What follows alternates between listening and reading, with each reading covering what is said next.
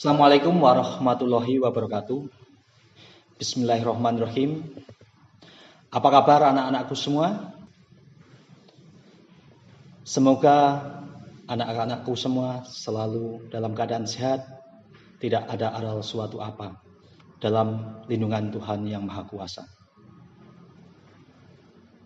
Salam sehat selalu, semoga COVID-19 segera berlalu. Selamat datang kami ucapkan kepada siswa-siswi baru SMA Negeri Punung tahun pelajaran 2020-2021. Semoga kamu semua dengan bergabung di SMA Negeri Punung akan selalu berprestasi, baik prestasi akademis maupun non-akademis.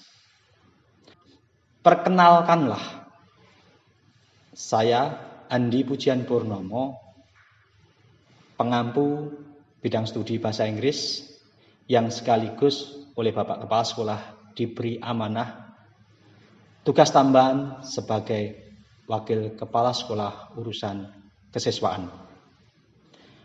Baiklah, di sini saya akan menyampaikan sebuah materi tentang pendidikan karakter dalam masa pengenalan lingkungan sekolah tahun 2020-2021. Baiklah, di sini saya akan menyampaikan materi tentang pendidikan karakter dalam rangka masa pengenalan lingkungan sekolah tahun ajaran 2020-2021. Baiklah, anak-anakku sekalian yang berbahagia, kita masuk pada materi yaitu tentang pendidikan karakter. Pendidikan karakter adalah penguatan pendidikan moral atau moral education, atau pendidikan karakter juga dikenal dengan karakter education.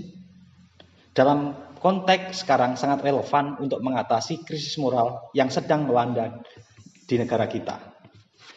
Krisis tersebut antara lain berupa: satu, meningkatnya pergaulan bebas. Yang kedua, maraknya angka kekerasan anak-anak dan remaja. Yang ketiga, kejahatan terhadap teman. Keempat, pencurian yang dilakukan oleh remaja. Kelima, kebiasaan menyontek. Keenam, penyalahgunaan obat-obatan. Dan ketujuh, pornografi. Serta kedelapan adalah perusakan milik orang lain. Menurut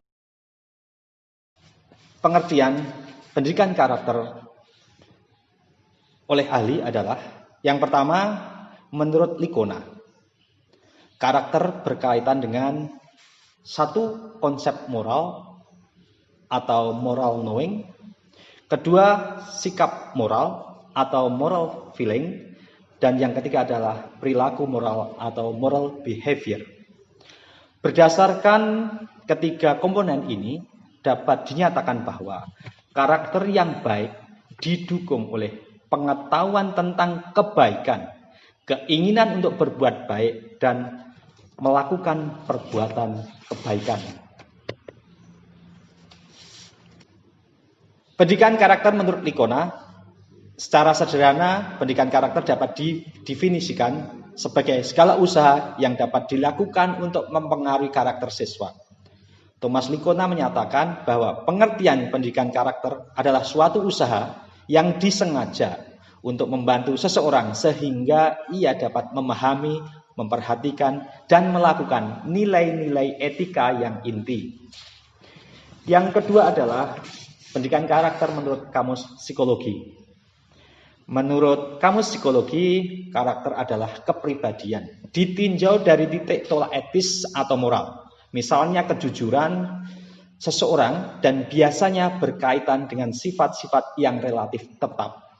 Dali Gulo 1982 page 29. Ada 18 butir nilai-nilai pendidikan karakter, yaitu 1, religius, 2, jujur, 3 toleransi, 4 disiplin, 5 kerjasama, 6 kreatif, 7 mandiri, 8 demokratis, 9 rasa ingin tahu, 10 semangat kebangsaan, 11 cinta tanah air, 12 menghargai prestasi, 13 bersahabat atau komunikatif, ke-14 cinta damai, 15 gemar membaca, 16 peduli lingkungan, 17 peduli sosial, dan yang terakhir 18 adalah tanggung jawab.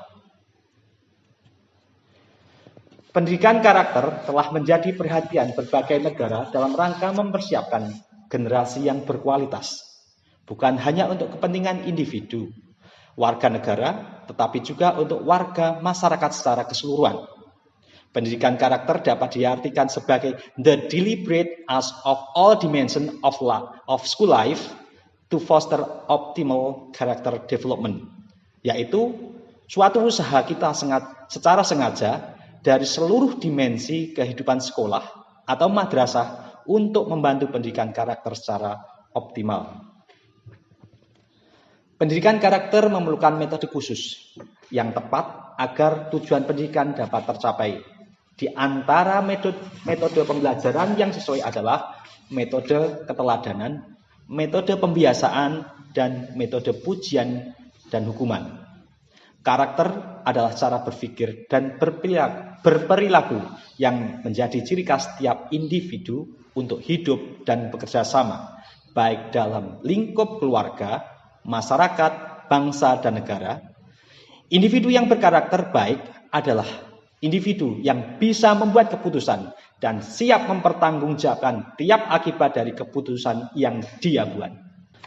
Pembentukan karakter merupakan salah satu tujuan pendidikan nasional.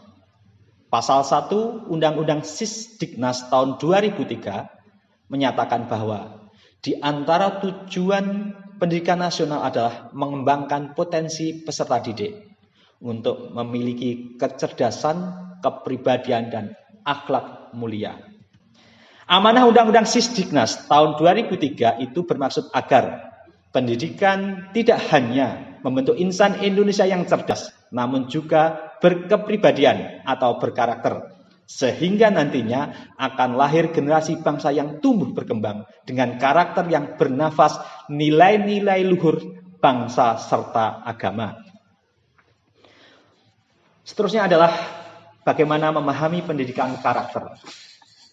Pendidikan karakter adalah pendidikan budi pekerti plus, yaitu yang melibatkan aspek pertama pengetahuan atau yang dikenal dengan kognitif, yang kedua adalah perasaan atau feeling, dan yang ketiga adalah tindakan atau action. Menurut Thomas Likona, tanpa ketiga aspek ini maka pendidikan karakter tidak akan efektif. Dengan pendidikan karakter yang diterapkan secara sistematis dan berkelanjutan, seorang anak akan jadi cerdas emosinya. Kecerdasan emosi ini adalah bekal penting dalam mempersiapkan anak menyongsong masa depan, karena seseorang akan lebih mudah dan berhasil menghadapi segala macam tantangan kehidupan, termasuk tantangan untuk berhasil secara akademis. Terdapat 9 pilar karakter yang berasal dari nilai-nilai luhur universal, yaitu pertama, karakter cinta Tuhan dan segenap ciptaannya. Kedua, kemandirian dan tanggung jawab. Ketiga adalah kejujuran atau amanah. Yang keempat, hormat dan santun. Kelima, dermawan, suka menolong, dan gotong royong atau bekerja sama. Keenam, percaya diri dan pekerja keras. Ketujuh, kepemimpinan dan keadilan. Kedelapan, baik dan rendah hati. Serta kesembilan adalah karakter toleransi, kedamaian, dan kesatuan. Kesembilan pilar karakter ini diajarkan secara sistematis dalam model pendidikan holistik menggunakan metode knowing the good, dua feeling the good, dan yang ketiga adalah acting the good. Knowing the good bisa mudah diajarkan sebab pengetahuan bersifat kognitif saja. Setelah knowing the good, yakni bagaimana menumbuhkan feeling loving the good, yaitu bagaimana merasakan dan mencintai kebajikan, menjadi engine yang bisa membuat orang senantiasa mau berbuat suatu kebaikan, sehingga tumbuh kesadaran bahwa orang mau melakukan perilaku kebajikan karena dia cinta dengan perilaku kebaikan itu. Setelah terbiasa melakukan kebaikan, maka acting the good itu berubah menjadi kebiasaan. Dasar pendidikan karakter ini sebaiknya diterapkan sejak usia anak-anak atau yang biasa disebut para ahli psikologi sebagai usia emas atau golden age. Karena usia ini terbukti sangat menentukan kemampuan anak dalam mengembangkan potensinya. Hasil penelitian menunjukkan bahwa sekitar 50% variabilitas kecerdasan orang dewasa sudah terjadi ketika anak berusia 4 tahun. Peningkatan 30% berikutnya terjadi pada usia 8 tahun. Dan 20% sisanya pada pertengahan atau akhir dasawarsa kedua. Dari sini sudah sepatutnya pendidikan karakter dimulai dari dalam keluarga yang merupakan lingkungan pertama bagi pertumbuhan karakter anak. Namun bagi sebagian keluarga, barangkali proses pendidikan karakter yang sistematis di atas sangat sulit, terutama bagi sebagian orang tua yang terjebak pada rutinitas yang padat. Karena itu pendidikan karakter juga diberikan saat anak-anak masuk dalam lingkungan sekolah, terutama sejak playgroup dan taman kanak-kanak. Disinilah peran guru yang dalam filosofi Jawa disebut digugu lan ditiru dipertaruhkan. Karena guru adalah ujung tombak di kelas yang berhadapan langsung dengan peserta didik. Selanjutnya adalah dampak pendidikan karakter. Beberapa penelitian bermunculan untuk menjawab pertanyaan ini. Ringkasan dari beberapa penemuan penting mengenai hal ini diterbitkan oleh sebuah buletin Karakter Educator yang diterbitkan oleh Karakter Education Partnership. Dalam buletin tersebut diuraikan bahwa hasil studi dari Marvin Berkowitz dari University of Missouri St. Louis menunjukkan peningkatan motivasi siswa sekolah dalam meraih prestasi akademik pada sekolah-sekolah yang menerapkan pendidikan karakter. Kelas-kelas yang secara komprehensif terlibat dalam pendidikan karakter menunjukkan adanya penurunan drastis pada perilaku negatif siswa yang dapat menghambat keberhasilan akademik. Sebuah buku yang berjudul Emotional Intelligence and School Success, Joseph Singh et al. 2001, mengkompilasikan berbagai hasil penelitian tentang pengaruh positif kecerdasan emosi anak terhadap keberhasilan di sekolah. Dikatakan bahwa ada sederet faktor-faktor risiko penyebab kegagalan anak di sekolah.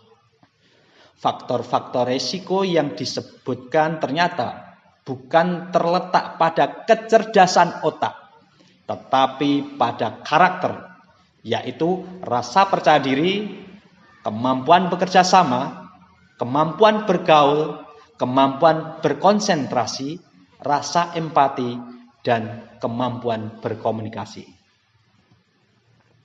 Hal ini sesuai dengan pendapat Daniel Goleman tentang keberhasilan seseorang di masyarakat. Ternyata 80% dipengaruhi oleh kecerdasan emosi dan hanya 20% ditentukan oleh kecerdasan otak atau IQ. Anak-anak yang mempunyai masalah dalam kecerdasan emosi akan mengalami kesulitan belajar, bergaul, dan tidak dapat mengontrol emosinya. Anak-anak yang bermasalah ini sudah dapat dilihat sejak usia prasekolah. Dan kalau tidak ditangani akan terbawa sampai usia dewasa. Sebaiknya para remaja yang berkarakter akan terhindar dari masalah-masalah umum yang dihadapi oleh remaja seperti kenakalan, tawuran, narkoba, miras, perilaku seks bebas, dan sebagainya. Beberapa negara yang telah menerapkan pendidikan karakter sejak pendidikan dasar diantaranya adalah Amerika Serikat, Jepang, Cina, dan Korea. Hasil penelitian di negara-negara ini menyatakan bahwa implementasi pendidikan karakter yang tersusun secara sistematis berdampak positif pada pencapaian akademis. Seiring sosialisasi tentang relevansi pendidikan karakter ini, semoga bermanfaat dan melahirkan generasi bangsa yang cerdas juga berkarakter sesuai nilai-nilai luhur bangsa dan agama. Sekian apa yang bisa saya sampaikan, mudah-mudahan bermanfaat bagi kita semua. Akhirul kalam, billahi taufik wal hidayah, wal ridho wal inayah. Wassalamualaikum warahmatullahi wabarakatuh.